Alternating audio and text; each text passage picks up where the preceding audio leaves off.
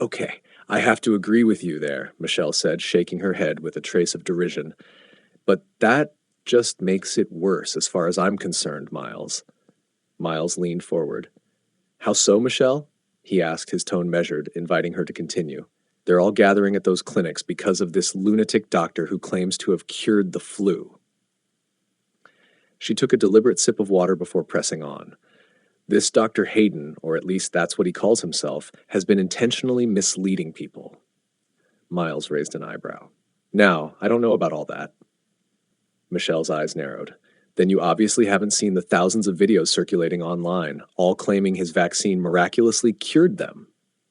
Actually, I have, Miles countered calmly. I'd have to be blind to miss them. But what I haven't seen or heard is Dr. Hayden himself making those claims.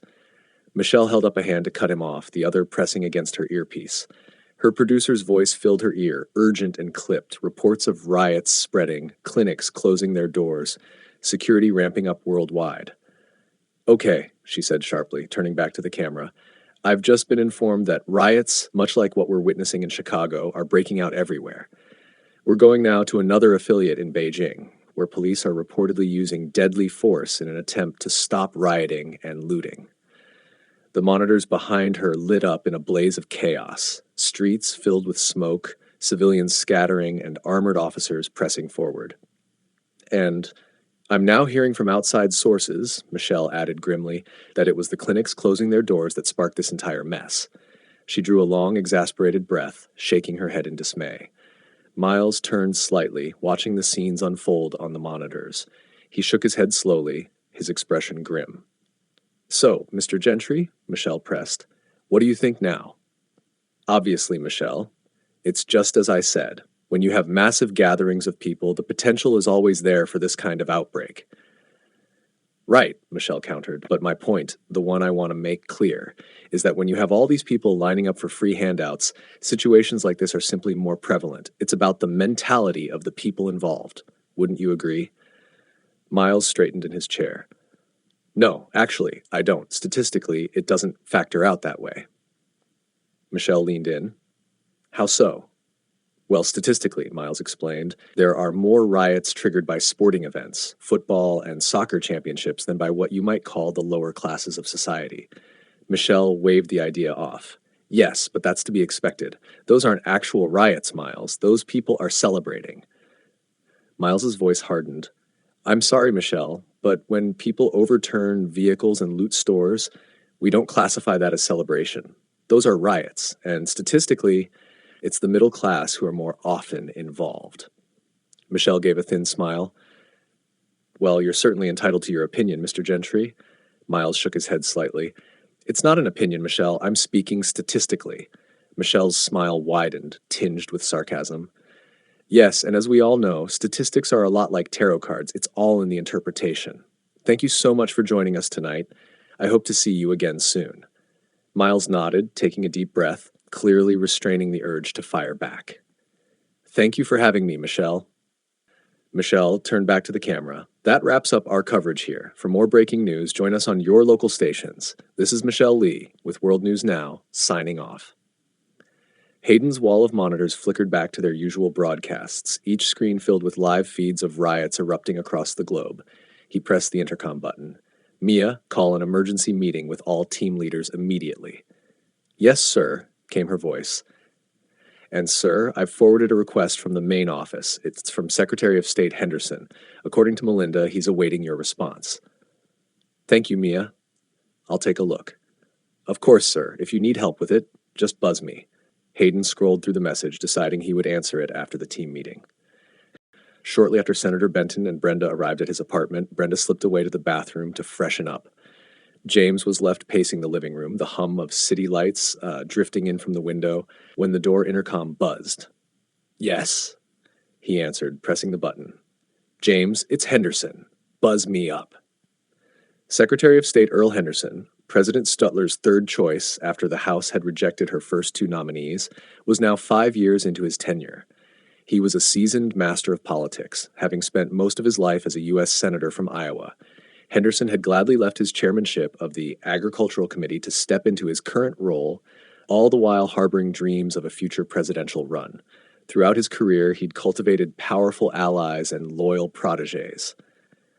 James Benton, in fact, owed much of his early career to a promise Henderson had made years ago with General Sam Benton, the senator's father, back when Henderson was still head of the Agricultural Committee, and Sam Benton was on the board of DeSantos, the very seed company where Hayden and Starling had worked. It was an alliance that had helped DeSantos rise to the top and strengthened Henderson's own career in the process. "Sir?" James's voice revealed his uncertainty at this late-night surprise. "I said it's Henderson. Now buzz me in. Damn it." James hesitated. "Sir, I'm sorry. I've got company. Could this wait?" "Hell no. It can't wait. Just get rid of the female and buzz me in." Henderson's tone was low but insistent. "Sir, just lock her in the bedroom and let me in," Henderson demanded. James pressed the button with a reluctant sigh. He turned away from the intercom and called softly toward the hallway. "Bren, I'm sorry, but I'm going to need you to wait in the bedroom. Secretary Henderson is on his way up." Brenda emerged from the bathroom, eyes narrowing in confusion. "What on earth for?" "I'm sorry. Really, I am. He says it can't wait. I tried to get rid of him, but he insists that it's highly urgent." "All right," she replied, still not convinced. "So what? I just stay in the bedroom?" The look she gave him left no doubt about her opinion. James spread his hands apologetically. "I'm really sorry, but it's best if he—" "Yeah, I get it," she said, nodding. "No problem, sir. I'll be real quiet." Without another word, she turned and disappeared into the bedroom. James reached after her, just as the apartment door swung open. Henderson, never one to knock, walked right in. Brenda froze in the hallway. Turbke caught for a heartbeat before hastily slipping into the bedroom and shutting the door behind her. "Sir," James protested, whirling around. "You can't just let yourself in like that." Henderson only grinned. "Relax, James. It's no big secret that she's putting out for you." "Hell, they all do," he said, crossing the room to shake James's hand. James's jaw tightened. "She's different, sir." Henderson raised an eyebrow and offered a small, knowing smile. Okay, I'll give you that. She's certainly beautiful. Mine's married, but that just makes it more fun." Noting Benton's irritation, Henderson lifted his hands in mock surrender. All right. She's off limits, for now at least." He smiled again and offered his hand once more. James gave it a cool shake, then motioned toward the liquor cabinet. "Would you like a drink, sir?" "Nah, I'm fine. But do you think she can hear us in there?" Henderson asked, sitting himself down comfortably. "Don't worry about her. Sir, she's good," Henderson chuckled. "Hot and saddle broke. Rare qualities, son. Rare qualities indeed." James could barely conceal his contempt. What a pig, he thought. But aloud he asked, "So, what brings you here at this hour, sir?" Henderson leaned back on the sofa, making himself comfortable. "On second thought, I could use a drink if the offer still stands." "Sure thing, sir. Just name your poison." James rose and walked over to the cabinet. "Surprise me, son." James poured 2 glasses of scotch, steadying his nerves. He returned and handed one to Henderson, who took a long swallow and set his glass down with a sigh of satisfaction. "Well now, that definitely hit the spot," Henderson said. James managed a faint smile. "That it does." He started to rise, thinking to clear the glasses away. "No need to get up," Henderson said, spotting the movement. "I just need to touch base with you on some things." His tone turned more businesslike, the earlier banter gone. James sat back down, shoulders squared. Henderson mirrored his posture, rubbing his forehead lightly before resting his hand under his chin. "Well now, where to start?" he mused. He looked at James with a steady gaze. "I take it you've seen the rioting at the free clinics, yes?" "Yes. I didn't personally think of it as a riot, though," Benton replied, shaking his head. "I mean, stuff like that happens all the time in China, sir. It was more like a small skirmish, right?" "No, not that garbage, son. That's old news," Henderson said, leaning forward. "I'm talking about the riots breaking out all around the world, in every major city with a foundation clinic, right out on the front steps of those damn things." "Really?" James's surprise was genuine. He instinctively reached for the television remote, but Henderson waved him off.